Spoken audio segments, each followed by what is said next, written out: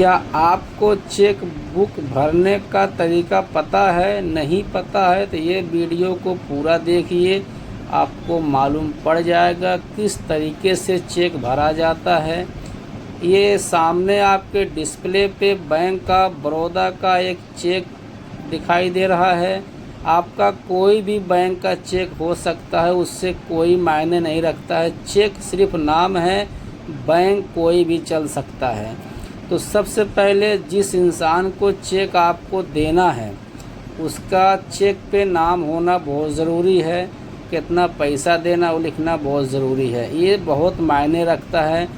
तो जिसको भी आप चेक दे, जैसे कि मान लेता हूँ चेक देना है मेरे को मुश्ताक अहमद मंसूरी को, तो मैंने सबसे पे के सामने मुश्ताक अहमद मंसूरी नाम लिख दिया हूँ।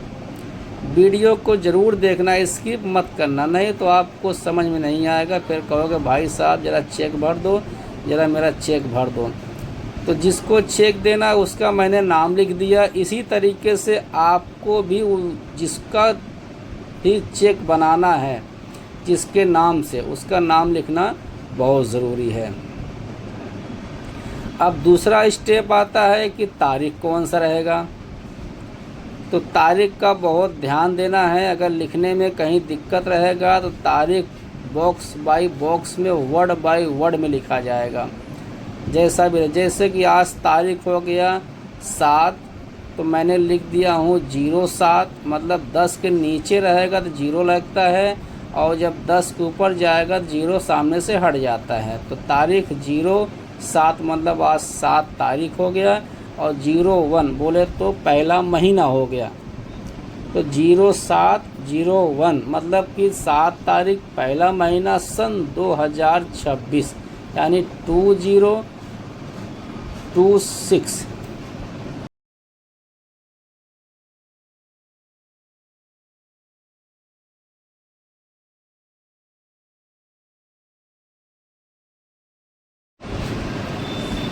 इसी तरीके से डेट आप लिख लिए हो। अब सवाल आता है कितना पैसे का चेक बनाना है। वो यहाँ पे देखिए पैसा लिख दिया हमने कि कितने रुपए का चेक, यानी 10,000 यानी 10,000 है। अब इसको वर्ड में लिखना है। देखो रुपए और रुपए हिंदी और इंग्लिश लिखा गया है, तो आप अपने हिसाब से इसको लिख सकते हो। ऐसा नहीं कि हमें इंग्लिश ही लिखना आता हो। अगर हम चाहें तो कोई भी भाषा का प्रयोग कर सकते हैं। जैसे कि 10,000 का हमने चेक दिया, तो अब इसमें देखो हमने 10,000 ओनली लिख दिया, लेकिन इसमें एक मिस्टेक है। रुपए के बीच में देखो डिस्टेंस है, वो नहीं चलेगा। आपको जहां रुपए लिखा गया है उसके जस्ट बाजू में ही आपको लिखना है, ताकि उसके आगे कोई भी वर्ड न लिख पाए।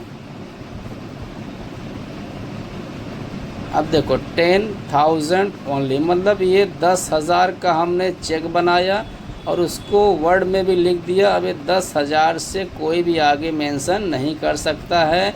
अब उसके आगे आप चाहो तो अपने हिसाब से एक डैश का निशान दे सकते हो। डैश का निशान देने से मतलब ये होता है कि हमें इसके आगे और कुछ भी नहीं लिखना है। ये चेक क्लियरिंग का जो सिस्टम होता है वो समझ जाता है। नाम लिख दिया, तारीख लिख दिया, पैसा लिख दिया और 10,000 वर्ड में लिख दिया। अब ये सवाल आता है कि जो चेक बनाता है, जिसके नाम का चेक है, जो चेक बनाता वो यहाँ पे अपना सिग्नेचर करेगा। जैसे कि मैंने सिग्नेचर के जगह पे अपना नाम लिख दिया हूँ, तो ये जगह होता है सिग्नेचर का। यहाँ पे आप सिग्नेचर कर दीजिएगा, ताकि बैंक में जब जाए तो यही सिग्नेचर वहाँ पर मैच करेगा। ऐसा नहीं कि मैं ही लिख दिया हूँ तो ऐसे लिखना आप भी। आप देखो आपका वर्ड है, जैसा आप चाहो वैसा लिख सकते हो। देखो कॉर्नर पे एक निशान लगा रहा हूँ मैं, यहाँ पे क्रॉस चेक दिया गया है, मतलब खाते में जाएगा, नाम लिखना है। आपको मैं अच्छे से बता देता हूँ। देखो क्रॉस चेक मतलब साइड में जो दिया गया है, इसका मतलब समझ जाओ ये बैंक में सिर्फ जाएगा। दूसरा नाम लिख लिया, उसके बाद डेट लिख दिया मैंने, डेट पे निशान लगा दिया। 10,000 ओनली मतलब 10,000 का चेक दे रहा हूँ मैं। अमाउंट देख लीजिए। सबसे अहम बात है चेक नंबर। ये चेक नंबर 000 लिखा हुआ 6 है और बाकी यहाँ पे जहाँ पे हमने मार्क के यहाँ पे सिग्नेचर रहेगा। तो चेक नंबर सबसे अहम बात है। तो यहाँ पे सिग्नेचर का जगह रहता है, आप सिग्नेचर कर सकते हो। ये सिग्नेचर कस्टमर नहीं करेगा, जिसको दे रहे हैं उसको नहीं करेगा, जो चेक बना रहा है वही अपना यहाँ पे सिग्नेचर करेगा, ताकि बैंक में इसका टैली हो जाए। इसी तरीके से चेक भरना है। आपको हिंदी में आता रहे तो हिंदी में लिखिए, इंग्लिश में आता रहे तो इंग्लिश लिखिए। जिस तरीके से देखो यहाँ पे कैंसिल लिखा हुआ है, तो ऐसा आप कैंसिल मत कर देना।